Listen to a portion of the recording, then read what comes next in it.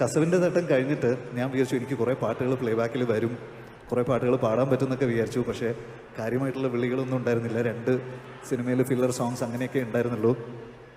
പിന്നെ ഞാൻ പാടുന്നൊരു പാട്ട് എൻ്റെ അച്ഛന് വേണ്ടിയിട്ട് പാടിയിട്ടുള്ള പാട്ടാണ്. അത് നോക്കിയാലോ? അറിയുന്ന ആൾക്കാർ ഒരുമിച്ച് പാടുമല്ലോ. ട്രിവാൻഡ്രത്ത് എല്ലാവരും പാടും, അതെനിക്കറിയാം. നോക്കാം. Durga on stage please.